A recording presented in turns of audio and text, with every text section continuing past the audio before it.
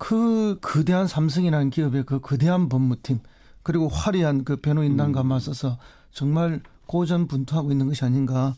그럼에도 불구하고 어제 그 12년이라는 중형을 그 이재용 부회장한테 구형을 했는데요. 정말 그 추상 같은 그 농고와 질타 이런 걸 봤을 때 이분들은 참 대단하다 이런 생각이 들고 국민들의 공감을 얻기에 좀 충분한 것은 아니냐. 물론 뭐 법조 전문인들은 뭐 직접적 증거 부분이 좀 부족하다 이런 지적도 하는데 그럼에도 불구하고 최선을 다한 그런 법정 투쟁이 아니었느냐. 네. 그래서 제가 상한가로 한번 골랐습니다. 네. 대우 김우중 회장 때는 이거보다 좀 구형량이 높았던 것 같고 그 외에는 뭐 삼성 이건희 회장을 비롯해서 많은 재벌 회장들보다도 높은 거여서 이준석 위원장은 이 정도 구형이면 상당한 중형이라고 보십니까? 상당한 중형이고요. 그런데 우리가 잘 기억해야 될 것이 특검이 이제 사실 조윤선 장관에 대해 가지고 6년 때린 다음에 이제 무죄 나왔잖아요. 그러니까 그런 것처럼 이번에 12년을 때렸다는 거 사실 특검이 강한 의지를 볼 수 있습니다. 집행유예가 안 나오게 하겠다는 그런 강한 의지가 있는데 그러니까 결국엔 이게 뭐 아니면 도식의 판결이 나올 수밖에 없습니다. 네. 그러니까 뭐라고 하는 것은 일정한 형량이 나오는 것이고 도는 무죄가 나오는 것인데 네. 왜 그렇게 됐냐면 형량이 이렇게 높아졌기 때문에 집행유예 선고 가능성이 굉장히 낮아졌다는 거거든요. 그렇죠. 그러니까 그래서 저는 특검이 마지막에는 특히 여론에 대한 어떤 호소도 지금 하고 있는 것으로 이렇게 보입니다. 왜냐하면 이게 특검에 봤을 때 우리가 봤을 땐 12년이다. 그런데 나중에 혹시라도 무죄가 나올 경우에는 굉장히 또 이제 사법부에 대한 비난이 가중될 수 있기 때문에 사법부는 어느 정도 부담을 가질 수밖에 없습니다. 이 사안에 대해 가지고. 그래서 이거는 사실 사법부 쪽에서는 약간 봤을 때 기분이 안 좋을 수도 있는 그런 어떤 구형이었다 이렇게 봅니다. 이재용 회장 측은 예상은 못했겠지. 이 정도까지는 어제 눈물을 보이는 거 보니까. 아니 근데 뭐 특검이 1차 구속영장이 기각되고 2차 구속영장을 신청하면서 뭐 특경법에 있어서 공금횡령이라든지 뭐 해외재산 도피 이런 걸 붙일 때 이미 이제 뭐 특검이 굉장히 독을 품었다는 걸 알게 됐을 거고요. 이 제목 자체가 50억 이상을 횡령한 거기 때문에 이미 10년 이상, 10년이 최저거든요. 그렇기 때문에 10년 이상은 나올 거라고 자기들도 예상을 했을 거라고 저는 봅니다. 그런데 이제 이 부회장 측에서는 뭐 끊임없이 뇌물죄를 부인하고 있는데 그럼에도 불구하고 박근혜 대통령이 이 부회장을 3번이나 안가해서 독대를 했지 않습니까? 이 독대라는 것은 뭐 녹음 녹취도 없고 영상 촬영도 없는데 두 사람이 부인하면은 직접 증거, 스모킹 건이라는 게 있을 수가 없는 것이죠. 네. 그러니까 주변에 여러 정황 증거, 간접 증거를 통해서 판단할 수밖에 없는 것이고 그런 증거로 유죄 판결이 나온 사례도 이미 있는 것이고 또 아무리 형사 사건이라도 뭐 시체도 없는데 살인죄가 유죄로 나온 경우도 있거든요. 그래서 이번에 나오는 수많은 정황 증거나 간접 증거만으로도 유죄가 가능할 것이다. 저는 그렇게 보고요. 만약에 이건희 부회장이 실세가 아니고 잘 모르는 사람이라면 그리고 그룹 내에서 의사결정 능력이 없는 사람이라면 박근혜 대통령이 이건희 부회장을 3번이나 불러서 이재용 부회장을 3번이나 불러서 독대할 이유가 없지 않습니까? 그렇다면 정말로 미전실에 최지성 실장을 불러서 독대를 해야죠. 그 국민 상식 아니겠습니까? 알겠습니다. 자, 상한가에 두 사람을 봤습니다. 박영수 그다음에 안철수 두 분이었습니다. 이번에는 하한가로 보죠. 허성무 소장은 누굴 고르셨습니까? 저는 뭐 요즘 굉장히 질타를 많이 받고 있는 박찬주 대장님 6437기죠. 뭐 그분은 지금 뭐 하한가는 확실한 하한가인데 독사파이시기도 하고 그래서 이제 뭐 이분을 한번 골라봤습니다. 그러면 6437기와 독사파를 고르신 겁니까? 예. 이준석 위원장께서는 저는 뭐 잘못된 혁신위가 또 올라왔습니다. 그래요. 예. 박찬주 대장이 6437기다. 그래서 더 건드리기 어려웠을 거고 더 전행을 해둘렀을 것이다. 아마 그런 얘기인 것 같습니다.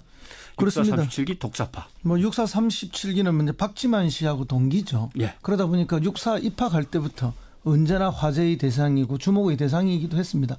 또 그런 것 때문에 뭐 어떤 경우에는 불이익이 있었다 이런 주장도 있지만 대장으로 3명이나 진급을 했거든요. 그러니까 이건 확실히 박근혜 전 대통령의 후광이 좀 있었다. 저도 이거 이기수인데 왜 저는 그냥 이렇게 기자하고 있을까요? 더군다나 이제 이게 독사파의 핵심에 누가 있었는가 하면 박근혜 정부에서 그 안보실장을 했던 김관진 안보실장이. 김관진 실장. 이분은 이명박 정부에서도 국방부 장관을 했고 박근혜 대통령 초기에도 국방장관을 했고 그 전에 노무현 대통령 정부에서도 합참의장과 뭐 잘 나가는 보직들은 다 한 오랫동안 군의 핵심에 계시노니까 이분이 어쨌든 그 박찬주 이분이 조금 그 승승장구하는데 영향을 미쳤을 거라는 게 일반적 관측이었습니다. 원래 37기 중에서 박찬주 대장이 그렇게 돋보이는 존재는 아니었다고 합니다. 그런데 이분이 대장으로 탁 승진할 때 이건 독사파의 영향도 있구나 하는 것이 일반적 관측이었는데요. 이제 뭐 박근혜 정권도 끝이 났고 그리고 김관진 안보실장도 물러났고 어쨌든 이 육사 37기와 독사파들이 뭐 연령적으로도 그렇고 이제는 군에서 좀 퇴장하는 그런 시점이 아닌가. 더군다나 이분이 지금 굉장히 불명예스러운 여러 구술 속에서 퇴장하는 게 대해서 더군다나 37기와 독사파의 그 끝모습이 매우 좀 국민들 보기 좋지 않은 그런 행태라서 제가 전두환, 노태우 두 사람의 예를 봐도 뭔가 동기들이 똘똘 뭉쳐갖고 힘이 세거나 특별한 대우를 시작부터 받으면 오래 가더라고요. 그 권력이 서로 밀어주고 끌어주고 봐주고 감춰주고 하면서. 그렇습니다. 그게 구심이 되어서 오랫동안 주요 핵심을 자기들이 독점하기 때문에 그렇죠. 그건 뭐 정말 다른 기수들이 타고 넘기가 매우 어렵습니다. 이제 그 별들이 이제 끝에 다 와 있다. 하한가다라는 말씀이군요. 이준석 위원장, 자유한국당의 혁신위원회가 하한가라고요? 예, 뭐 사실 자유한국당 혁신위원회가 이제 지난주 혁신 선언문을 이제 발표를 하게 되었는데 이 내용 자체가 뭐 사실 선언문이라는 것이 정치에서 큰 의미가 있는 것은 아닙니다. 왜냐하면 뭐 사실 이러이러한 걸 바꾸겠다지 뭐 이런 신보수주의 내세우겠다 뭐 이런 것은 사실 신보수주의를 영어로 하면은 뭐 네오콘이고요. 굳이 따지면 옛날에 우리 한국적 용어로 하면 뉴라이트입니다. 그러니까, 그러니까 바뀐 게 없습니다. 그게 그렇기 때문에 이게 뭐 의미가 있다고 보기로는 당장 이제 뭔가 하고 있다라는 걸 보여주기 위한 것인데 이게 혁신이 저도 이제 혁신위원장을 해봐서 알지만은 그렇죠. 자유한국당 또는 새누리당의 혁신위원장이라는 거는 결국 나중에 인사개혁을 어떻게 할지 아니면 또 이런 공천혁신안을 어떻게 만들지 여기서 이제 격렬한 반대에 부딪히게 되는 그런 거였거든요. 저는 예전에 기억나는 게 제가 그 공천할 때 전과 기록을 좀 더 잘 공개하고 뭐 그리고 뭐 이런 평가를 강화하는 얘기를 했다가 그 당시에 이제 특정한 양대 세력에게 동시에 비난을 받았던 적이 제가 있습니다. 제가 몰랐던 전과 기록 꽤 많더라고요. 그래가지고 전과 기록은 국회의원뿐만 아니라 지방의원 때도 보면은 거의 뭐 절반에 가까운 후보들이 지원자들이 다 전과 기록이 있어요. 그렇기 때문에 뭐 굉장히 예민한 부분을 근데 이제 그걸 보통 공천 서류로 내는데 공개적인 절차로는 받기다 공개를 안 하거든요. 공천 받기 전까지는. 그다음에 후보 등록할 때 이제 다시 내게 돼 있는데 그러니까 조심하셔야 되는 게 옛말에 그런 말이 있어요. 진실은 짧고 직장은 길다라고.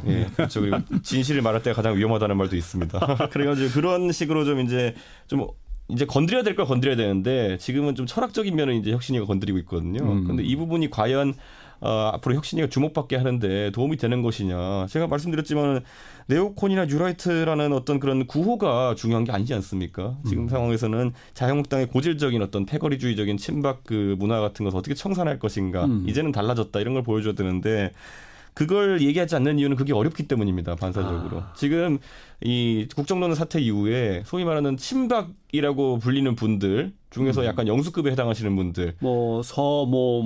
최모. 그분들 지금 전혀 지금 등장 안 하고 바짝 이제 엎드린 상태 아니겠습니까? 오히려 그러다 보니까 지금 그 부분들에 대해 가지고 뭐 규제를 하기도 어렵고 아니면 뭐 제재를 하기도 어려운 상황이기 때문에 딜레마적인 측면이 있고 그러다 보니까 심심하면 맨날 바른정당이나 때리고 있는 거 아니겠습니까? 혁신위원회가 혁신 선언문 내놨는데 바로 욕부터 먹고 하니까 뭐 하한가로 갈 수밖에 없는 것 같긴 한데 허 소장님은 혁신 선언문 보시면서 어떤 생각하셨습니까? 글쎄 뭐 아무런 감흥이 없죠. 감흥이 없으셨다. 왜 저런 걸 했을까 하는 그리고 뭐 그런 게 더 무서워요.